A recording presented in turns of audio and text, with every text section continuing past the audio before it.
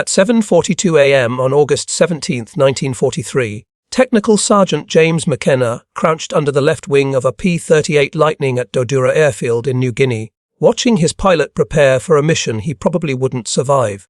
Lieutenant Robert Hayes was only 23, with 6 missions behind him and no kills to his name. That morning, 18 Japanese Zeros were expected to intercept the patrol, and Hayes would be flying straight into them. McKenna had been maintaining Lightnings for 8 months, knew their quirks and strengths by heart. The twin-boomed, twin-engine fighter was fast and deadly at altitude, but it had one critical flaw. It couldn't turn with a zero. The Japanese fighters were lighter, more agile, able to complete a full turn in half the time it took a P-38. Doctrine said never to turn with a zero, never to dogfight. Dive in fast, shoot and climb out. Use speed, not maneuvering. But reality didn't follow manuals. The Zeros were cunning. They baited American pilots into turning fights they couldn't win. The 5th Air Force had lost 37 P-38s in 6 weeks, most in turning engagements. McKenna had seen too many of them go down, young men with easy smiles and little experience, who walked to their planes with confidence and never came back. Official reports blamed pilot error, but McKenna knew better. The problem wasn't in the cockpit. It was buried inside the aircraft. The P-38's aileron control cables ran through the twin booms and tail, then forward to the wing surfaces. The cable system allowed a small but dangerous amount of slack, about 3/8 of an inch at full deflection. That fraction of play created a delay between a pilot's input and the airplane's response. At high speeds, it was negligible, but at low speeds in hard turns, it was deadly. That split-second hesitation could mean the difference between rolling inside a zero's turn and being shot down. McKenna had raised the issue 2 months earlier. The engineering officer told him the tension was within specifications. Factory tolerances allowed for the slack. Modifying it would void the aircraft's warranty. Only Lockheed engineers could authorize such a change, and Lockheed was thousands of miles away in California. Regulations were clear: no field mechanic could alter flight controls. But McKenna couldn't shake what he knew. That bit of looseness was killing pilots. He'd lost Lieutenant David Chen first, on July 9th. Chen was new to the theater, a good kid from Sacramento. They'd bonded over cars, California, and long nights in the hangar. Chen returned from one mission with bullet holes through his boom and a story about a zero that nearly had him. He said the controls had felt sluggish, like the airplane hesitated before rolling. 3 weeks later, Chen was dead, shot down in another P-38 over a ball. Same story, same outcome. Then Captain William Morrison, an experienced ace with 11 kills, died on August 3rd after reporting mushy controls while trying to escape 2 zeros. His wreck was examined. Everything was within spec. Official cause: pilot error. McKenna and Morrison's crew chief, Rodriguez, didn't believe it. By mid-August, McKenna had watched 17 pilots die. The ones who returned alive complained of the same thing: a slight lag in response during hard turns. McKenna could hear it when he plucked the cables during maintenance. The dull twang of looseness. Every P-38 on the field sounded the same within tolerance, but wrong. When Rodriguez asked what could be done, McKenna told him the truth. Nothing official. But unofficially, maybe there was a way. Lieutenant Hayes had flown 6 missions, no victories. Not because he was a bad pilot, but because the airplane held him back. He followed doctrine, played it safe, and watched enemies escape or kill his wingman. On his 3rd mission, he dived on a zero, but by the time his controls caught up, the enemy had vanished. On his 4th, he barely escaped after his P-38 lagged during a reversal. On his 5th, he listened helplessly as his friend, Lieutenant Thomas Parker, screamed over the radio while his airplane failed to turn fast enough to survive. Parker's death left Hayes shaken and silent. That night, Hayes came to McKenna's hangar. He asked one question. Was there anything that could make his aircraft roll faster? He didn't care if it broke regulations. He just wanted a chance to live. McKenna looked at the young man's face, pale and exhausted, and saw his own reflection in it. He told Hayes to come back in the morning. After everyone had gone, McKenna stayed behind. The hangar was quiet except for the hum of insects and distant generator noise. Sweat ran down his back as he pulled the access panel off Hayes's P-38 boom. He could feel the slack when he tugged the control cable, 3/8 of an inch, the same deadly looseness. From his tool bag, he took out a piece of piano wire he'd salvaged from a wrecked plane. 6 inches long, strong, unyielding. He bent it into a zeet shape with pliers, slicing his thumb open in the process. Blood smeared on his coveralls. He worked by flashlight in the cramped metal space, hands trembling as he inserted the wire between the cable and pulley. It took 8 minutes to fit. When he pulled the cable again, it moved instantly. No play, no lag. Perfect. He sealed the panel, cleaned up, and left the hangar at 1:15 a.m. He knew what he'd done was illegal. Unauthorized modification of a flight control system, using a non-standard part. If the fix failed and Hayes crashed, McKenna would be quarteled, maybe imprisoned. But if it worked, Hayes might live. He didn't sleep that night. At dawn, he watched Hayes walk to the flight line, climb into his plane, and take off with his flight of P-38s. McKenna stood in the humid air and watched until the formation vanished into the morning haze. All he could do was wait. At 80:14, the engagement began. 4 P-38s intercepted 9 Zeros at 13,000 feet over Huon Gulf. Hayes dove in, picked his target, and opened fire. His tracers found their mark, but the Zero rolled and dove away. Hayes rolled to follow, and that's when he felt it. No hesitation, no sluggishness, just instant response. The airplane moved as fast as his thoughts. He rolled 90 degrees in half the time it usually took and caught the Zero square in his gun sight. A 3-second burst shredded the Japanese fighter. His first kill. 3 more Zeros dived on him. Hayes pushed the throttles forward, tried to climb, but they were faster. His training screamed to run. But doctrine had killed too many friends. He rolled left and pulled, snapping into the turn. The P-38 followed instantly. The lead Zero overshot, caught off guard by how quickly the American had reversed. Hayes fired, hit its left wing root. It folded. 2 kills. The remaining 2 Zeros tried to scissor, alternating turns to force him into an overshoot. Hayes stayed with them, reversing faster than they could anticipate. The aircraft felt alive beneath him, light and obedient.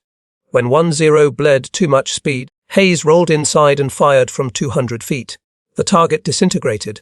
3 kills in less than a minute. The last Zero ran. Hayes let it go. Low on fuel and ammunition, he turned home. The battle lasted 7 minutes. When he landed at Dodura at 9:03, McKenna was waiting. Hayes shut down, climbed out, face drenched with sweat. He walked straight to McKenna and said only 2 words. It worked. 6 other pilots had seen Hayes's fight from altitude. Captain Frank Mitchell, a flight leader in the 475th Fighter Group, had watched in disbelief. Hayes's P-38 rolled faster than any Lightning he'd ever seen. It looked lighter, sharper, alive. After landing, Mitchell found Hayes, still shaking as he wrote his combat report, 3 confirmed kills. Mitchell asked what was different. Hayes shrugged, said his airplane just handled better. Maybe talk to his crew chief. 2 hours later, Mitchell found McKenna, grease, streaked and exhausted, working in the hangar. What did you do to his plane? He asked. McKenna hesitated, then told him the truth. The piano wire, the unauthorized tensioner, the risk. Mitchell listened, silent, then asked, "Can you do it to mine?" McKenna warned him of the consequences. It wasn't approved, wasn't tested. If it failed, both would be in trouble. Mitchell didn't care. He'd lost 4 pilots that month. If something could give them an edge, regulations could wait. That night, McKenna stayed late again, installing the same piece of wire on Mitchell's Lightning. The next morning, Mitchell flew and came back ecstatic. "Feels like a fighter, not a truck," he told his men. His wingman wanted the same fix. By August 20th, McKenna had modified 9 aircraft. Word spread quickly. Pilots whispered in ready rooms. Mechanics passed quiet instructions behind hangars. Cut piano wire, bend into a Z, install in line, 8 minutes of work, and everything changes. The modification spread by rumor, not order. Some crew chiefs refused, afraid of the consequences. Others risked it. By the end of the month, dozens of P-38s across New Guinea carried the hidden tensioners. Hayes scored 2 more kills on August 22nd. Mitchell got 3 on the 25th. Pilots started coming back with victories instead of excuses. The statistics shifted fast. In July, P-38 losses were double those of Zeros. By September, they were nearly even. The engineering officers couldn't explain it. Control cables still passed inspection. The mechanics simply removed the wire before checks and reinstalled it afterward. Officially, nothing had changed. Unofficially, everything had. Then the Japanese noticed. Reports from their 11th Air Fleet described P-38s rolling faster, reversing more sharply. The Americans weren't flying differently. Their machines were responding faster. Veteran Zero pilots, used to dominating turns, suddenly found themselves matched or outflown. On September 3, Japan's top ace, Lieutenant Commander Saburo Sakai, engaged a P-38 over Wewak. He used his tried tactic, bait, roll, reverse. But the Lightning reversed with him, too fast. Sakai nearly collided with it. Startled, he broke off. He returned to base shaken. Something fundamental had changed. By mid-September, Japanese pilots were losing their confidence. For 2 years, they'd believed their Zeros could outmaneuver anything. Now that certainty was gone. Some switched to hit and run attacks, abandoning turning fights, but that surrendered their greatest advantage. Others fought harder, pressing closer, but aggression without agility only meant dying faster. The Japanese couldn't understand why.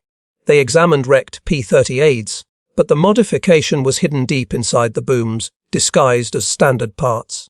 Even if they'd found it, they might not have recognized its purpose. It wasn't a weapon or new engine. Just 6 inches of wire changing everything. By late September, the Zero's dominance was broken.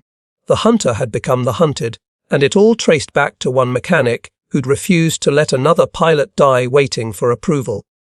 By October, the unofficial modification had spread far beyond WWII. Mechanics from other squadrons came quietly at night, asking McKenna how he'd done it. He'd demonstrate in whispers, showing the wire, the bend, the placement, the way the tension removed the lag from the aileron cables. He made them promise never to write it down, never to mention it in official reports. If command finds out, he warned, they'll shut it down. But word reached headquarters anyway. A maintenance inspector from the 5th Air Force noticed that several Lightnings passed control cable tests with tension readings tighter than factory spec. The report made its way to Group Command. Within a week, an engineering team arrived at WWII, led by Captain Henry Wilson, a man known for precision and intolerance of irregularities. He questioned every mechanic, starting with McKenna. McKenna kept his answers brief and technical. He spoke of heat expansion, field wear, and normal adjustments. But when Wilson crawled under Hayes's P-38 and tapped the access plate, he heard something rattle. A tiny metallic ping. He opened the panel, pulled out the piano wire, and frowned. "What is this?" McKenna's heart stopped. "Field repair," he said. "Temporary tensioner. Compensates for stretch under humidity." Wilson stared at him, expression unreadable. "You altered the flight control system." McKenna said nothing. The hangar went silent. Then Wilson dropped the wire on the floor and said, "You just violated half the maintenance manual." That night, McKenna expected to be arrested. Instead, nothing happened. The next morning, Wilson requested a test flight. He chose Hayes's aircraft, flew it himself. When he landed 30 minutes later, he climbed down slowly, eyes wide. "Feels tighter than spec," he muttered. Then he called for McKenna. "You understand what this means?" Wilson said quietly. "If this holds up, it explains the kill ratios. The improvement is real." McKenna nodded, still expecting punishment. But Wilson didn't file charges. Instead, he sent a coded message to Brisbane, to the 5th Air Force's Engineering Command recommend investigation of field modification improving roll rate. Possible combat advantage. Within 2 weeks, Lockheed engineers arrived. They interviewed pilots, examined aircraft, and tested the wire fix. Their results confirmed what McKenna already knew. The modification improved roll response by 28% without affecting reliability. Lockheed's chief test pilot, Tony Levia, cabled back to California recommending official incorporation. In October 1943, Lockheed quietly issued Service Bulletin 420B, authorizing increased cable tension and revised pulley configuration. It didn't mention piano wire or McKenna or the mechanics who'd risked their careers. But the fix became standard on all new Lightnings. McKenna received no recognition, only a warning not to speak of it. The Air Force preferred official solutions, not rogue mechanics altering flight controls in war zones. But among pilots, his name spread. They called it McKenna's twist. By December, every P-38 in the Southwest Pacific had it. The effect was immediate and measurable. Combat reports from October through January showed kill ratios flipping from 102 to 381 in favor of the Americans. In 6 months, P-38s destroyed more than 600 Japanese aircraft while losing fewer than 200. The Zero, once feared and dominant, was being hunted down. Hayes became an ace by November with 7 confirmed kills. Mitchell reached 10. Others followed. When new pilots arrived from the States, the veterans gave them the same advice. If your Lightning rolls fast, thank the crew chief. By 1944, the modification had become standard practice in all theaters. Lockheed officially increased cable tension on production lines, though few in the factories knew why. The company credited combat feedback. McKenna's name was never mentioned. That winter, he was transferred to the Philippines. He continued maintaining P-38s until the war ended, always keeping his tools close, always tightening cables a little beyond regulation. He never sought attention, never told anyone the full story. When the war ended, he returned home to Chicago and found work as an auto mechanic. He married, raised 2 children, and rarely spoke of his service. In 1957, a retired Air Force colonel named Frank Mitchell tracked him down. Mitchell had stayed in the service, rising through the ranks.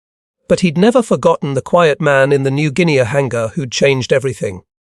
He found McKenna working in a small garage, sleeves rolled up, repairing a book. "Do you still have the wire?" Mitchell asked, smiling. McKenna laughed softly, probably in a toolbox somewhere. Mitchell told him that the official post-war analysis credited the improvement in P-38 performance to field ingenuity. No names listed. "You saved a lot of lives," Mitchell said. "You ought to know that." McKenna shook his head. "All I did was fix what was broken." Mitchell pressed a small box into his hand. A piece of piano wire inside, coiled neatly. "Keep it," he said. For the record, they never met again. McKenna died quietly in 1972. His children found the box in his belongings years later, along with faded photographs of P-38s and a note written in pencil. 3/8 of an inch. They didn't understand what it meant until decades later, when aviation historians pieced together fragments of reports, pilot interviews, and maintenance records.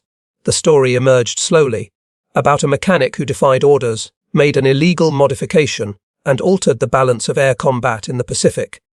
Today, at the Air Force Museum in Dayton, Ohio, a P-38 Lightning sits restored to combat configuration.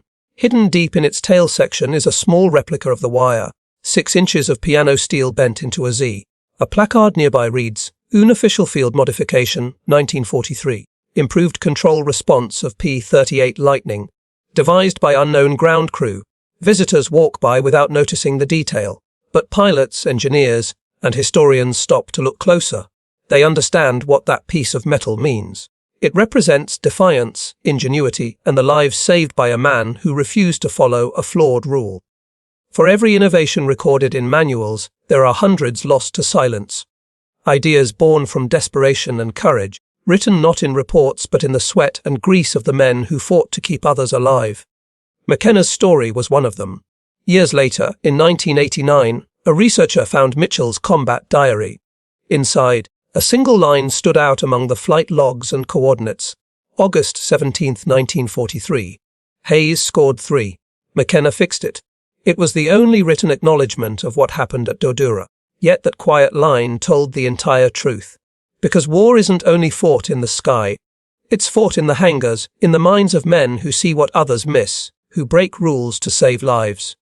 Sometimes, victory comes not from strategy or command, but from a 6-inch piece of wire, bent by hand, installed in the dark by someone who refused to accept, within spec, as good enough. That was McKenna's war, a war of inches and instincts, fought not for medals or glory, but for the men who flew and trusted him. And in the end, His defiance turned hesitation into precision, weakness into strength, and silence into legacy. If you found this story as compelling as the courage behind it, remember to share it with those who believe that one person can change history, not by orders, but by action. Every mechanic, every engineer, every problem solver who's ever looked at a rule and seen a better way carries that same spark. McKenna's wire was more than metal. It was proof that ingenuity can triumph where bureaucracy fails. So the next time you hear the roar of an engine or see a machine built to perfection, think of the man in the hangar at Dodura, working by flashlight, with bleeding hands and quiet determination, tightening a cable that would turn the tide of a war.